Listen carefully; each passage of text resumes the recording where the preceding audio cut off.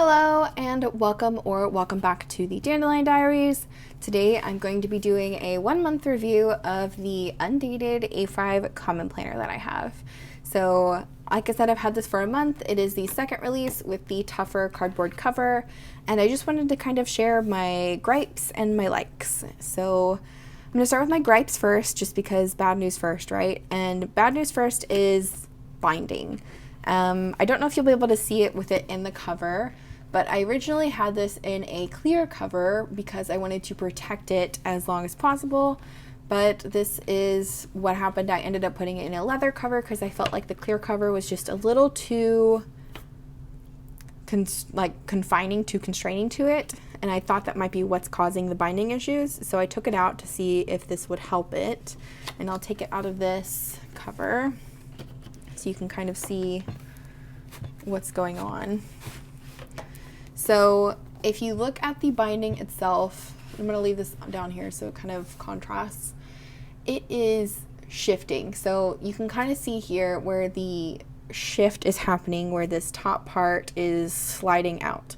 It's causing these pages over here to kind of curve. And then the same thing you can probably see from the bottom a little bit better is that little section up here is curving out. So I did try to break in the binding in this, and that is you lay the book on its spine like this, you open it up cover by cover on each side, and then you take like 10 pages, press them down, 10 pages, press them down, so on and so forth until you get to the very center of the book. I think that helped relax it to where it lays flat better now, but it's still sliding off. Like the binding is sliding, and that is my biggest gripe. And especially if I wanted to keep this for years, I don't know. And I haven't used any stickers in this. I haven't tipped in anything. It is strictly just been me, pen, paper, and some stamps, and it's already sliding, which is concerning. If I were to get a big clip and maybe like hold it together for a few days and not use it, maybe it would correct itself. But for now, since I haven't really put anything in this except for ink, it is kind of sad to see that the binding is sliding so much and that it isn't holding up. Like for my 𝗬𝗏𝗁𝗍 cousin, which is in a clear cover, this is what the binding looks like. And I stuffed this thing, and this is chunky, but like it's still even. Like both covers are still the same length. It's just spilling out this way because it's full, and the binding can't lay straight anymore because it's got a bunch of tip-ins in it. But with the Common Planner, I haven't tipped anything in. I haven't put any stickers in it. It is strictly just ink and paper, and it is still very much sliding already. So we'll see how that turns out. My second gripe is the paper, which I don't know if I can really say it's Sterling Ink's fault. So this is my May cover page, and everything that I used in here is the same stuff that I've used in my 𝗬𝗏𝗁𝗍 and the same stuff I've used in all of my planners with the Tomoe River paper. So nothing has been a problem before. And this is the new Tomoe Sanzen paper. So maybe that's what it is, but I'll show you what I mean. So both these inks here are Pilot inks. So this is like a Pilot brown orange and a Pilot pink.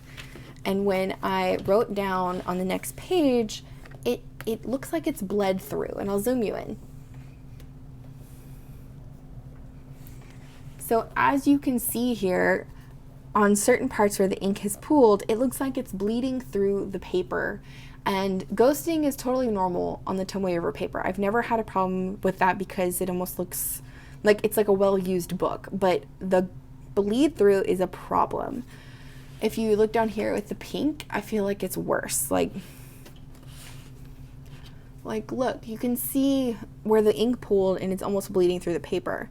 So if this is a problem with the like Tomoe Sanzen River paper, this is going to be a problem when all the 𝗬𝗏𝗁𝗍's coming here forth. But for the Common Planner, I wasn't expecting this just because it was a new paper. But maybe, I don't know, maybe it's different. It is 52 GSM. Maybe it's just this release. I don't know, but it definitely has bled through in some of my inks, which is kind of frustrating. But again, I don't know if I can blame Sterling ink for that, or if it would be more of just the paper brand itself. Okay, so now on to my likes. And I know I just said I hated the paper, but I actually love the color.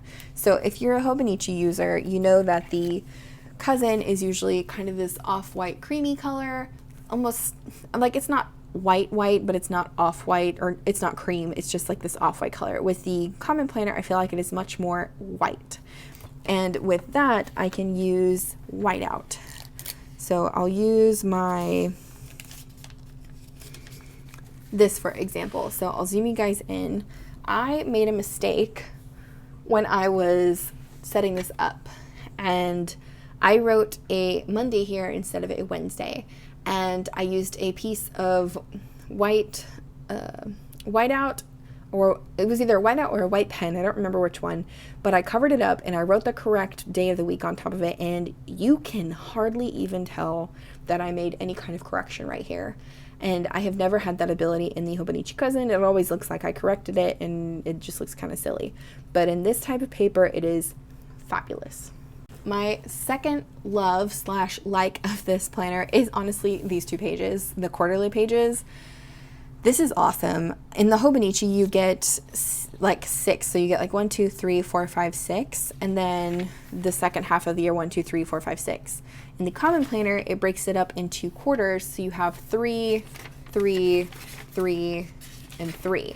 But I love this because I love being able to see my trackers on both sides. I love if I would want to have like kind of a overview of the month and then like an index on this side. This setup is so nice. And to go alongside it is the goal pages, which I also really like, but I'm not going to show. But I like that I can break down my goals in the same book as well, and I don't have to have a whole separate system just for goal planning. I can do it all in one. So definitely second like / third like, honestly, is the quarterly pages and the goals pages. The third like, or fourth like, I guess, that I love, just, you know, another like, is the weeklies. And these are exactly the same as the 𝗬𝗏𝗁𝗍 cousin in terms of layout. Like they're, you know, hourly.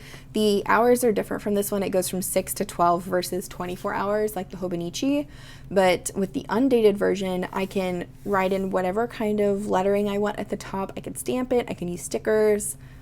It's freedom entirely. The weekly sidebar over here is completely blank, so I have so much more room to write whatever I want.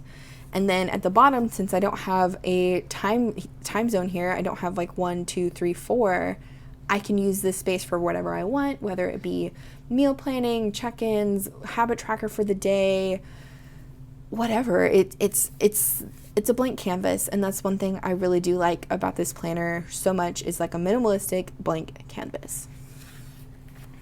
And the last like that I will talk about, I guess, is the back pages being completely blank numbered notes pages, so I can use them for whatever I want.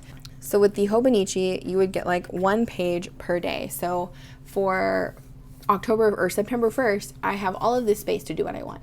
But let's say I didn't want to write anything on September 1st, but I had like a lot to say on September 2nd. Well, I'm going to have all of this blank space over here, and my option for September 2nd is I can either write into the other day or tip in another piece of paper or just limit myself to this 1 page. With the Common Planner,